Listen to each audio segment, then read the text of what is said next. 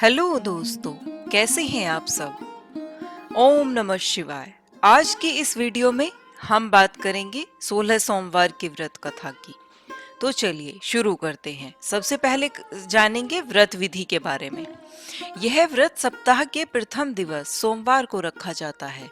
यह व्रत भगवान शिव जी के लिए रखा जाता है। इसकी विधि 16 सोमवार के दिन भक्तिपूर्वक व्रत करें।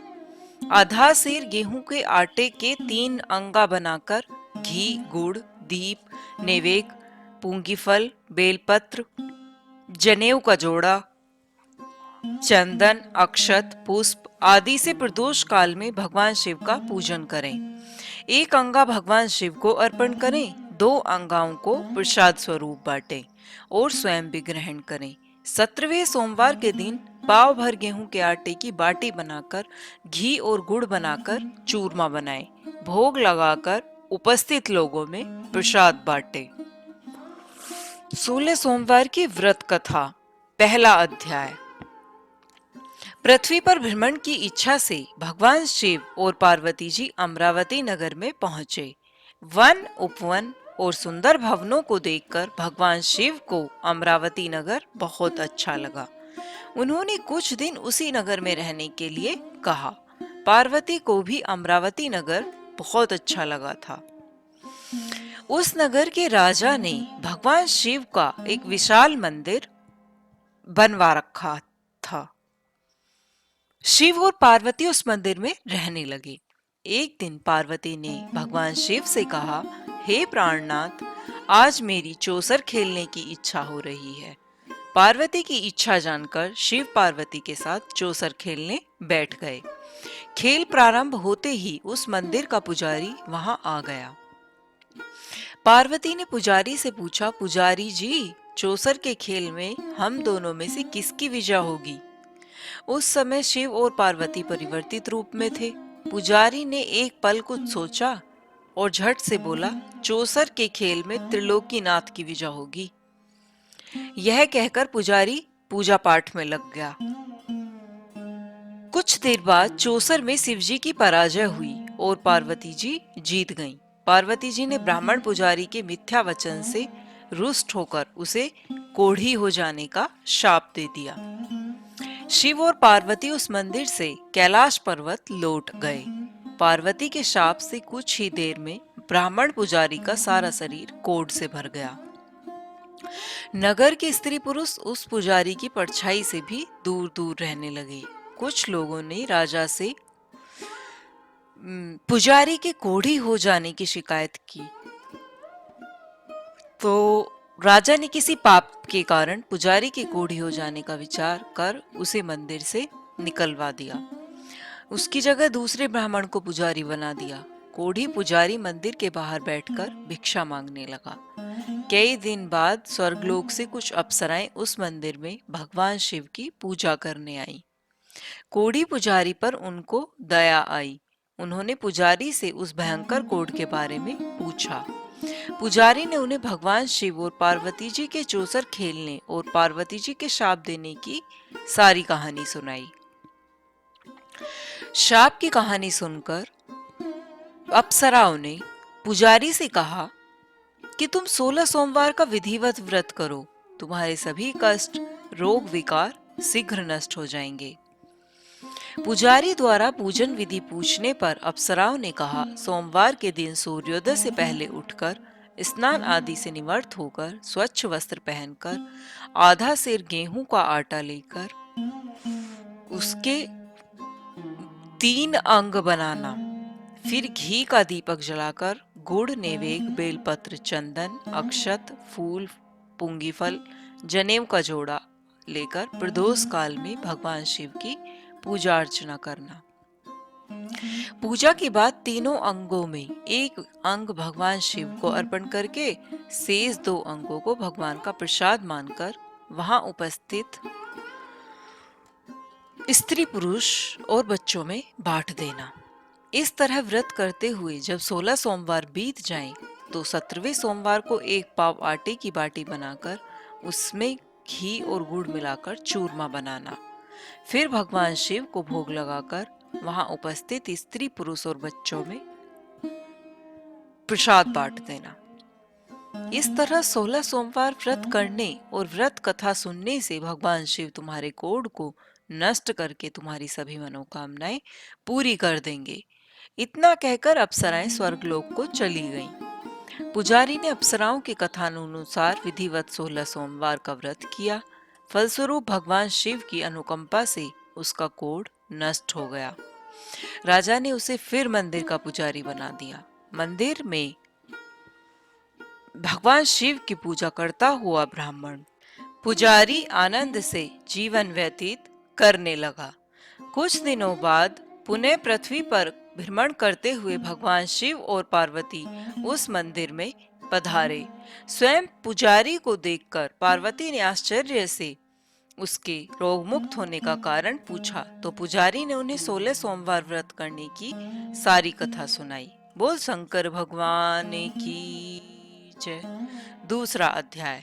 पार्वती जी भी व्रत की बात सुनकर बहुत प्रसन्न हुई और उन्होंने पुजारी से इसकी विधि पूछकर स्वयं 16 सोमवार का व्रत प्रारंभ किया। पार्वती जी उन दिनों अपने पुत्र कार्तिकेय के नाराज होकर दूर चले जाने से बहुत चिंतित रहती थी। वे कार्तिकेय को लौटा लाने के अनेक उपाय कर चुकी थी, लेकिन कार्तिकेय लौटकर उनके पास नहीं आ रहे थे। 16 सोमवार का व्रत करते हुए पार्वती ने भगवान शिव से कार्तिकेय के लौटने की मनोकामना की। व्रत समापन के तीसरे दिन सचमुच कार्तिकेय वापस लौट आए। कार्तिकेय ने अपने हृदय परिवर्तन के संबंध में पार्वती जी से पूछा, हे माता, आपने ऐसा कौन सा उपाय किया था जिससे मेरा क्रोध नष्ट हो गया और मैं वापस लौट आया? तब पार्वती जी ने कार्तिकेय को 16 सोमवार के व्रत की कथा कह सुनाई। कार्तिकेय अपने एक ब्राह्मण मित्र ब्रह्मादत्त के परदेश चले जाने से बहुत दुखी थे। वह वापस नहीं आ रहा था। उसको वापस लौटाने के लिए कार्तिकेय ने 16 सोमवार का व्रत करते हुए ब्रह्मादत्त के वापस लौट आने की कामना प्रकट की। व्रत के समापन के कुछ दिनों के बाद मित्र लौट आया। ब्रह्मदत्त ने लौटकर कार्तिकेय से कहा, प्रिय मित्र, तुमने ऐसा कौन सा उपाय किया था जिससे मैं परदेश में मेरे विचार एकदम परिवर्तित हो गए और मैं तुम्हारा स्मरण करते हुए लौट आया। कार्तिकेय ने अपने मित्र को भी 16 सोमवार के व्रत की कथा विधि कह सुनाई। ब्राह्मण मित्र व्रत के बारे में सुनकर बहुत खुश हुआ। उसने भी व्रत करना शुरू कर दिया। 16 सोमवार व्रत का समापन करने के बाद ब्रह्मादत्त यात्रा पर निकला। कुछ दिनों बाद ब्रह्मादत्त एक नगर में पहुंचा। नगर के राजा हर्षवर्धन की बेटी राजकुमारी गुंजन का स्वयंवर हो रहा था। उस स्वयंवर में अनेक राज्यों के राजकुमार आए थे। स्वयंवर में राजा हर्षवर्धन की हथिनी जिसके गले में जयमाला डाल देगी, उसी के साथ राजकुमारी का विवाह होना था। ब्रह्मादत्त भी उत्सुकतावश महल में चला गया। वहां कई राज्यों के राजकुमार बैठे थे। तभी एक सजी धजी हथिनी सूंड में जयमाला लिए वहां आई। उस हथिनी के पीछे राजकुमारी गुंजन दुल्हन की वेशभूषा में चल रही थी। हथिनी ने ब्रह्मादत्त के गले में जयमाला डाल दी। फलस्वरूप राजकुमारी का विवाह ब्रह्मादत्त से हो गया। 16 सोमवार व्रत के प्रभाव से ब्रह्मादत्त का भाग्य बदल गया। ब्रह्मादत्त ने राजा से बहुत सा धन और स्वर्ण आभूषण पाकर विदा हुए। अपने नगर में पहुंचकर ब्रह्मादत्त आनंद से रहने लगे। एक दिन उसकी पत्नी गुंजन ने पूछा, हे प्राणनाथ, आपने कौन सा शुभ कार्य किया था जो उस हथिनी ने राजकुमारों को छोड़कर आपके गले में जयमाला डाल दी? ब्रह्मादत्त ने 16 सोमवार व्रत की सारी कहानी बता दी। अपने पति से 16 सोमवार का महत्व जानकर राजकुमारी गुंजन ने पुत्र की इच्छा से 16 सोमवार का व्रत किया। निश्चित समय पर भगवान शिव की अनुकंपा से राजकुमारी के एक सुंदर व स्वस्थ पुत्र उत्पन्न हुआ। पुत्र का नामकरण गोपाल के रूप में हुआ। दोनों पति पत्नी सुंदर पुत्र को पाकर बहुत खुश हुए। पुत्र ने भी माँ से एक दिन प्रश्न किया कि मैंने तुम्हारे ही घर में जन्म लिया, इसका क्या कारण है? माता गुंजन ने पुत्र को 16 सोमवार व्रत की जानकारी दी और कहा कि भगवान शिव के आशीर्वाद से ही मुझे तुम जैसा गुणी व सुंदर पुत्र मिला है। व्रत का महत्व जानकर गोपाल ने भी व्रत का संकल्प लिया। गोपाल जब 16 वर्ष का हुआ तो उसने राज्य पाने की इच्छा से 16 सोमवार का विधिवत व्रत किया। व्रत समापन के बाद गोपाल घूमने के लिए समीप के नगर में निकल गया। उस नगर के राजा ने महामंत्री राजकुमार के विवाह के लिए सुयोग्य वर की तलाश में निकले थे। राजा ने गोपाल को देखा तो बहुत प्रसन्न हुए। फिर गोपाल से उसके माता पिता के संबंध के बारे में बात करके उसे अपने साथ महल में ले गए। वृद्ध राजा ने गोपाल को पसंद किया और बहुत धूमधाम से राजकुमारी का विवाह उसके साथ कर दिया। 16 सोमवार के व्रत करने से गोपाल महल में पहुंचकर आनंद से रहने लगा। वो शंकर भगवान की जय। तृतीय अध्याय। 2 वर्ष बाद राजा का निधन हो गया तो गोपाल को उस नगर का राजा बना दिया। इस तरह 16 सोमवार व्रत करने से गोपाल के राज्य पाने की इच्छा पूर्ण हो गई। राजा बनने के बाद भी गोपाल विधिवत 16 सोमवार का व्रत करता रहा। व्रत के समापन पर 17वें सोमवार को गोपाल ने अपनी पत्नी मंगला से कहा कि व्रत की सारी सामग्री लेकर वह समीप के शिव मंदिर में पहुंचे। मंगला ने पति की बात की परवाह न करते हुए सेवकों द्वारा पूजा की सामग्री मंदिर में भेज दी।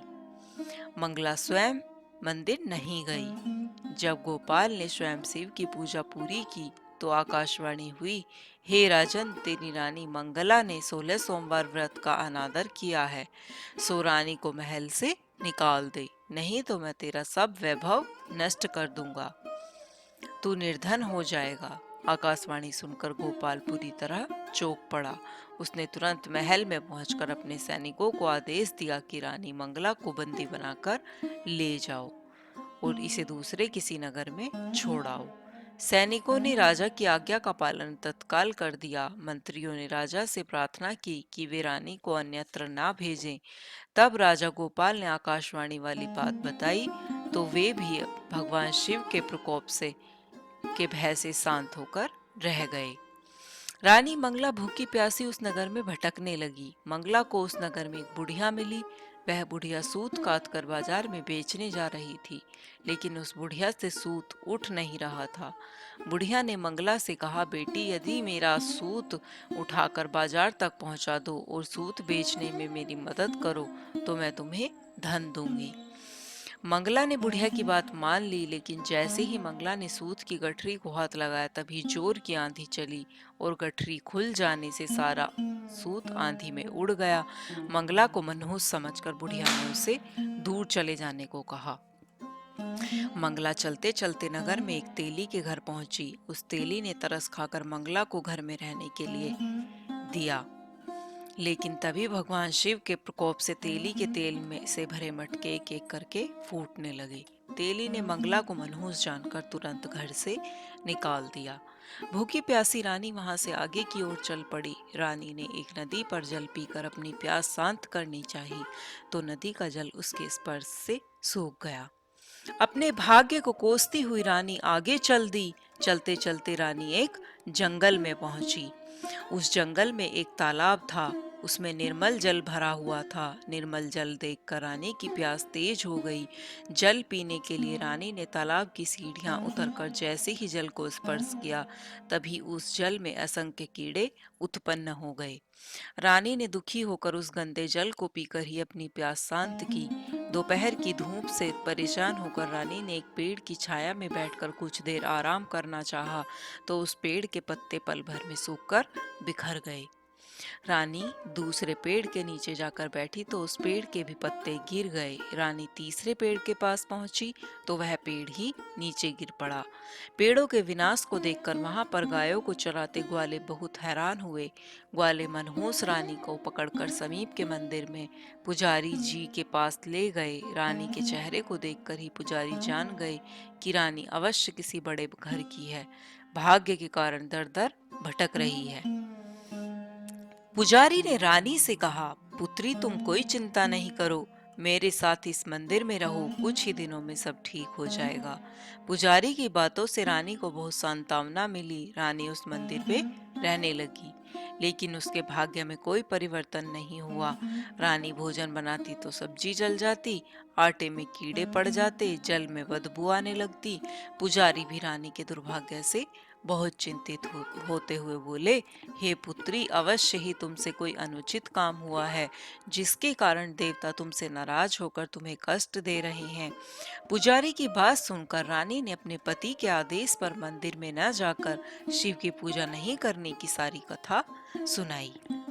रानी भोजन बनाती तो सब्जी जल जाती।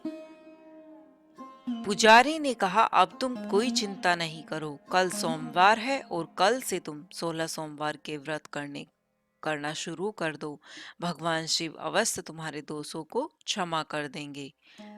पुजारी की बात मानकर रानी ने 16 सोमवार के व्रत प्रारंभ कर दिए। सोमवार को व्रत करके विधिवत शिव की पूजा अर्चना करके रानी व्रत कथा सुनने लगी। जब रानी ने 17वें सोमवार को विधिवत व्रत का समापन किया तो उधर उसके पति राजा गोपाल के मन में रानी की याद आई। गोपाल ने तुरंत अपने सैनिकों को रानी मंगला को ढूंढ कर लाने के लिए भेजा। रानी को ढूंढते हुए सैनिक मंदिर में पहुंचे और रानी को लौटकर चलने के लिए कहा। पुजारी ने सैनिकों से मना कर दिया और सैनिक निराश होकर लौट गए। उन्होंने लौटकर राजा को सारी बातें बताई। राजा गोपाल स्वयं उस मंदिर के पुजारी के पास पहुंचे और रानी को महल से निकाल देने के कारण पुजारी जी से क्षमा मांगी। पुजारी ने राजा से कहा, यह सब भगवान शिव के प्रकोप का कारण हुआ है, इसलिए रानी अब कभी भगवान शिव की पूजा की अवहेलना नहीं करेगी। पुजारी जी ने समझाकर रानी मंगला को विदा किया। राजा गोपाल के साथ रानी मंगला महल में पहुंची। महल में बहुत खुशियां मनाई गई। पूरे नगर को सजाया गया। लोगों ने उस रात दिवाली की तरह घरों में दीपक जलाकर रोशनी की। ब्राह्मणों ने वेद मंत्रों से रानी मंगला का स्वागत किया। राजा ने ब्राह्मणों को अन्न, वस्त्र और धन का दान दिया। नगर में निर्धनों को वस्त्र बांटे गए। रानी मंगला 16 सोमवार का व्रत करते हुए महल में आनंद पूर्वक रहने लगी। भगवान शिव की अनुकंपा से उसके जीवन में सुख ही सुख भर गए। 16 सोमवार के व्रत करने और कथा सुनने से मनुष्य की सभी मनोकामनाएं पूरी होती हैं और जीवन में किसी तरह की कमी नहीं होती है। स्त्री पुरुष आनंद पूर्वक जीवन यापन करते हुए मोक्ष को प्राप्त करते हैं। बोल शंकर भगवान की जय। तो दोस्तों, कैसी लगी आपको हमारी कहानी? अगर कहानी पसंद आई हो तो कहानी को लाइक करें, शेयर करें और हमारे चैनल को सब्सक्राइब करें। मिलते हैं एक और नई अगली कहानी में। तब तक के लिए धन्यवाद।